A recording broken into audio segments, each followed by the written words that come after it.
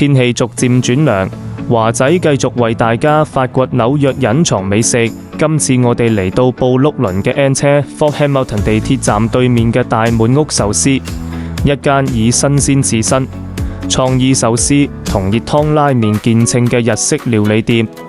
大滿屋壽司店喺2019年開業，可以話係布碌倫地區一間性價比極高、深受街坊歡迎嘅日式料理店。負責人華哥同我哋講，大滿屋喺2019年9月開業冇耐就撞正疫情。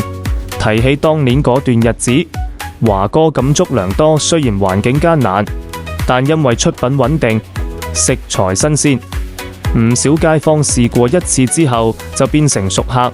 嗰陣外賣訂單特別旺，靠住街坊嘅支持，店鋪先撐過咗最艱難嘅時期。憑住優質嘅食材、用心嘅出品，加埋顧客口碑同支持，大滿屋一步一步捱出成績。6年內生意越做越旺。為咗方便更多街坊食客，而家店鋪已經延長營業時間，全星期7日營業，隨時都可以嚟享受新鮮壽司同熱氣騰騰嘅拉麵。而華仔同大滿屋嘅緣分就由一次生日派對講起。嗰次我喺呢度訂壽司，認識咗老闆華哥，大家一見如故。後來華仔主動提出幫忙宣傳，將呢間高品質又抵食嘅日本料理推薦俾更多街坊。而華哥亦好爽快，答應俾華仔嘅粉絲專享9折優惠，作為雙方合作嘅誠意。喺我哋拍攝期間，竟然巧遇香港武打明星李元霸。原來李元霸係大滿屋嘅常客，對呢度嘅壽司情有獨鍾。經過老闆華哥一番溝通後，李元霸就成為我哋嘅特別嘉賓。拍攝當晚天氣有啲凍，華哥貼心為我哋點咗熱騰騰嘅牛肋骨麵同酸辣龍蝦烏冬，而佢自己就揀咗一碗肥牛飯。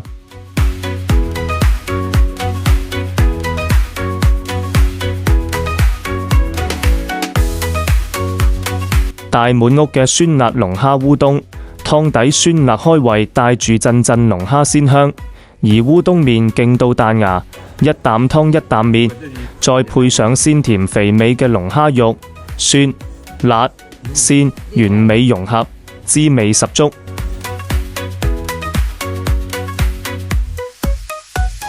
李元霸大讚大滿屋嘅壽司新鮮美味，仲大力推薦店內嘅招牌壽司。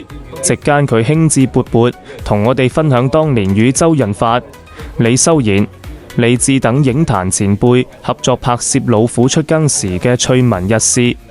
今夜喺大滿屋，美食、友情同故事交織，讓第25集《探店日記》格外精彩。我哋一邊品嘗美食，一邊聽華哥細心嘅講解。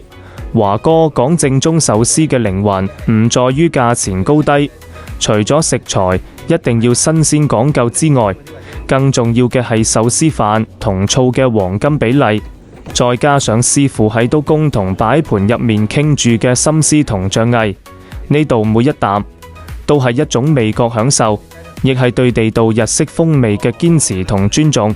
所以大家下次嚟大滿屋食嘢，記得同佢哋講我係唐人街華仔介紹㗎，就可以享受9折優惠。歡迎大家一齊嚟感受一下大滿屋嘅誠意同埋美味。